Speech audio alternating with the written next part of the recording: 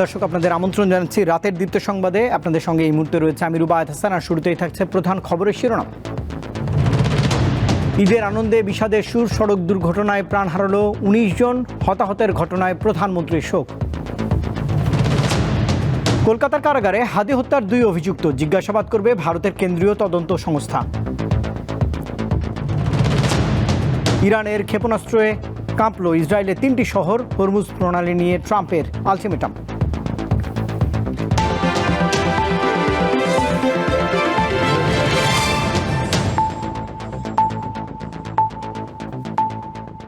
এবারে পুরো আয়োজন। ঈদের আনন্দে ছুঁয়ে গেল বিষাদের সুর। আলাদা সড়ক দুর্ঘটনায় প্রাণ হারালেন অন্তত ১৯ জন। এর মধ্যে কুমিল্লার পদুয়ার বাজারে রেল ক্রসিংয়ে বাস ও ট্রেনের সংঘর্ষে কমপক্ষে ১২ জনের মর্মান্তিক মৃত্যু হয়। এছাড়া ফেনী ও হবিগঞ্জে নিহত হন আরও ৭ জন। চাঁপাইনবাবগঞ্জ থেকে ছেড়ে আসা নোয়াখালীগামী একটি বাসের সাথে ঢাকাগামী মেইল ট্রেনের সংঘর্ষে অন্তত ১২ জন প্রাণ হারিয়েছেন। প্রত্যক্ষদর্শীরা জানান, রবিবার ভোরে চট্টগ্রাম থেকে ঢাকাগামী ট্রেন পদুয়ার বাজার বিশ্ব রোড অতিক্রম করার সময় এই সংঘর্ষের ঘটনা ঘটে। খবর পেয়ে স্থানীয়দের পাশাপাশি সেনাবাহিনী ও ফায়ার সার্ভিসের কর্মীরা উদ্ধারে অংশ নেয়। ঘটনা তদন্তে ৩টি কমিটি গঠন করা হয়েছে এবং বহিষ্কার করা হয়েছে ক্রসিংয়ের ২ গেটম্যানকে। ইতিমধ্যে যে ২ জন গার্ডের অবহেলার কারণে এই ঘটনাটি ঘটেছে, তাদেরকে বরখাস্ত করা হয়েছে এবং তাদেরকে শাস্তির আওতায় আনা হচ্ছে। এছাড়া স্টেশন মাস্টারকেও শাস্তির আওতায় আনা হচ্ছে। সুতরাং এছাড়া ২টি তদন্তে, একটা বিভাগীয় একটা জোনাল, ২টি তদন্ত কমিটি গঠন করা হয়েছে। এদিকে ফেনীর রামপুর ব্রিজ এলাকায় রোববার ভোর ৪টার দিকে বাস, অ্যাম্বুলেন্স ও মোটরসাইকেলের ত্রিমুখী সংঘর্ষে ঘটনাস্থলেই ৩ জনের মৃত্যু হয়। পিছনে আর একটা দয়াল এসি পরিবহন স্লিপার বাস এমন সজোরে আসছিল, সে গতি নিয়ন্ত্রণ হারিয়ে বাস সামনে থাকা যে 3টা ছিল, 3টা বাসে সজোরে ধাক্কা দেয় এবং 2টা যে মোটরসাইকেল ছিল, 2টা মোটরসাইকেল বাসের নিচে চাকা নিচে পিষ্ট হয়ে যায়। পিষ্ট হয়ে একটা বাস এই মোটরসাইকেল আরোহী ইনস্ট্যান্ট জায়গার মধ্যে মারা যায়। হবিগঞ্জেও সড়ক দুর্ঘটনায় ৪ জনের মৃত্যু হয়েছে। ঢাকা সিলেট মহাসড়কের মাধবপুরে পিকআপ খাদে পড়ে যায়। পরে সেখান থেকে ৪ জনের মরদেহ উদ্ধার করা হয়। এদিকে বান্দরবানে ঢাকা থেকে ছেড়ে আসা পর্যটকবাহী একটি বাস নিয়ন্ত্রণ হারিয়ে খাদে পড়ে যায়। এতে অন্তত ৩০ যাত্রী আহত হয়েছেন। সাইফুর রহমান শিশির, দীপ্ত বার্তাকক্ষ। কুমিল্লায় সড়ক দুর্ঘটনায় হতাহতের ঘটনায় গভীর শোক ও দুঃখ প্রকাশ করেছেন প্রধানমন্ত্রী তারেক রহমান। এই ঘটনার নেপথ্য কারণ অবিলম্বে খুঁজে বের করতে নির্দেশ দিয়েছেন প্রধানমন্ত্রী। পাশাপাশি আহতদের সুচিকিৎসা নিশ্চিত করতে সংশ্লিষ্টদের নির্দেশনাও দেন তিনি। প্রধানমন্ত্রীর প্রেস উইং বিকালে এসব তথ্য নিশ্চিত করেছে। এছাড়াও প্রধানমন্ত্রী তারেক রহমান ফেনী, হবিগঞ্জ এবং জামালপুরে সেতু দুর্ঘটনায় আহতদের চিকিৎসা নিশ্চিত এবং তাদেরকে প্রয়োজনীয় সহায়তা দেওয়ার জন্য সংশ্লিষ্ট কর্তৃপক্ষকে নির্দেশনা দিয়েছেন। প্রধানমন্ত্রী তারেক রহমান আরও বলেছেন, জনগণের যাতায়াত নির্বিঘ্ন এবং জননিরাপত্তা নিশ্চিত করতে সরকার বদ্ধপরিকর।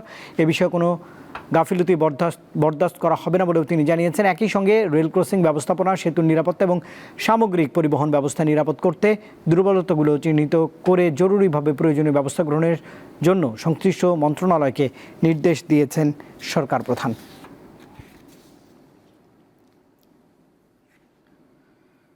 বিরোধী দল এখনও প্রধানমন্ত্রী তারেক রহমানকে নিয়ে অপপ্রচার চালাচ্ছে উল্লেখ করে বিএনপির জ্যেষ্ঠ যুগ্ম মহাসচিব রুহুল কবির রিজভী আহমেদ বলেছেন, যারা বিভিন্নভাবে কুৎসা রটানো এবং মিথ্যাচার করছেন তাদের গায়ে ফ্যাসিবাদের তকমা লেগে যাবে।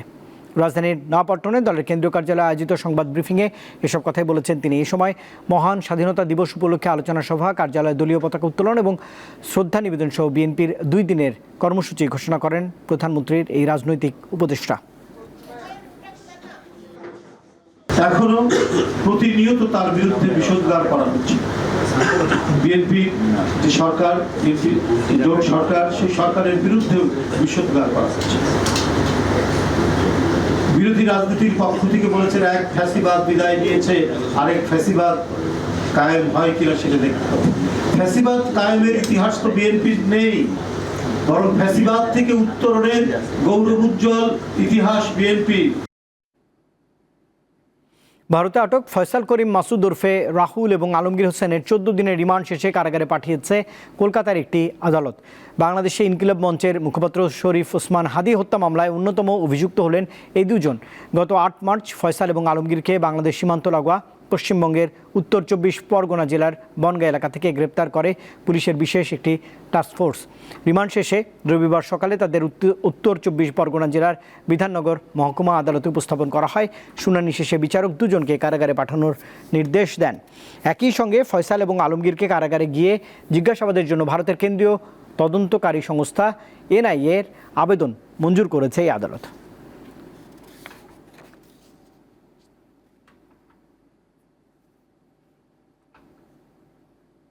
হরমুজ প্রণালী খুলে দিতে ইরানকে 48 ঘন্টার আলটিমেটাম দিয়েছেন যুক্তরাষ্ট্রের প্রেসিডেন্ট ডোনাল্ড জন ট্রাম্প। অন্যথায় ইরানের বিদ্যুৎ কেন্দ্রগুলোতে হামলা চালানোর হুমকি দেন এই প্রেসিডেন্ট।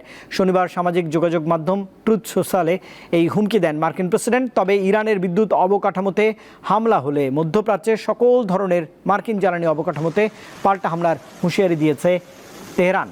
এদিকে যুদ্ধের 23তম দিনে ইসরায়েলের 3টি শহরে সামরিক স্থাপনা এবং নিরাপত্তা কেন্দ্র লক্ষ্য করে ব্যাপক হামলা চালিয়েছে আইআরজিসি। এসব হামলায় কমপক্ষে 200 মানুষ নিহত হবার দাবি করা হয়েছে ইরানের পক্ষ থেকে।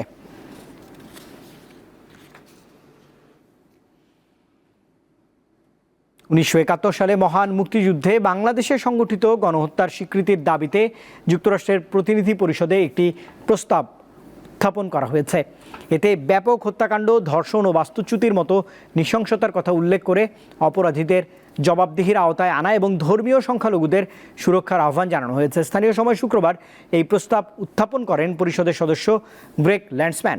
প্রস্তাবটি বৈদেশিক সম্পর্ক বিষয়ক কমিটির কাছে পাঠানো হয়েছে। প্রস্তাবে বলা হচ্ছে 1971 সালের 25 মার্চ রাতে পাকিস্তান সরকার শেখ মুজিবুর রহমানকে কারাবন্দী করে এবং পাকিস্তানি সামরিক বাহিনীর দোসর বাংলাদেশের উগ্র ইসলামপন্থী দলগুলোর সহায়তায় তৎকালীন পূর্ব পাকিস্তানে অপারেশন সার্চলাইট নামে দমন অভিযান শুরু হয়। অভিযানের আওতায় বেসামরিক নাগরিকদের উপর ব্যাপক হত্যাকাণ্ড চালানো হয়। এই নৃশংসতায় নিহত ব্যক্তির সংখ্যা নিয়ে বিভিন্ন অনুমান থাকলেও সবচেয়ে নির্ভরযোগ্য তথ্য অনুযায়ী তা কয়েক লাখ।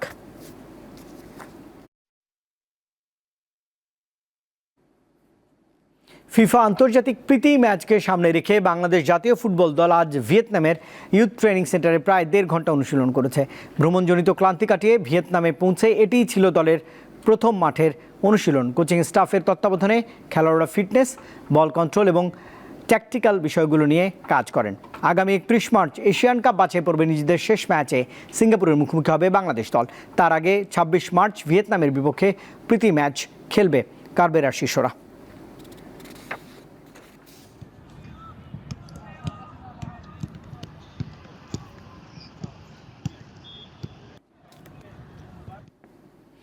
দর্শক, সংবাদ শেষ করব ঈদের চলচ্চিত্রের খবর জানিয়ে। ঈদে মুক্তিপ্রাপ্ত 5টি সিনেমা দেখতে প্রেক্ষাগৃহে দর্শকদের উপচে পড়া ভিড় লক্ষ্য করা গেছে। ঈদের দ্বিতীয় দিন রাজধানীর বিভিন্ন হলে দর্শকরা সিনেমা উপভোগ করেছেন। নতুন মুক্তি পাওয়া দম, Banalata express, Prince, pressure cooker এবং রাক্ষস ছবি দেখেছেন অনেকেই, সেই সঙ্গে জানিয়েছেন প্রতিক্রিয়া।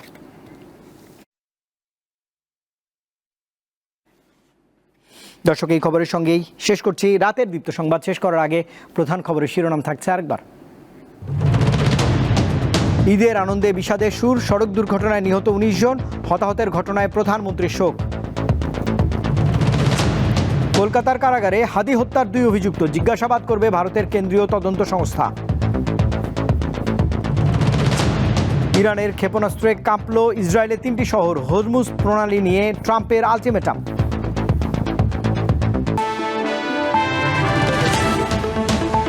আর দর্শক, এই ছিল এখনকার মতো। এতক্ষণ সঙ্গে থাকবার জন্য ধন্যবাদ সবাইকে। আরও তথ্য বিনোদনের জন্য আপনি যুক্ত থাকতে পারেন দীপ্ত টেলিভিশনের ডিজিটাল প্ল্যাটফর্মগুলোতে। শুভরাত্রি।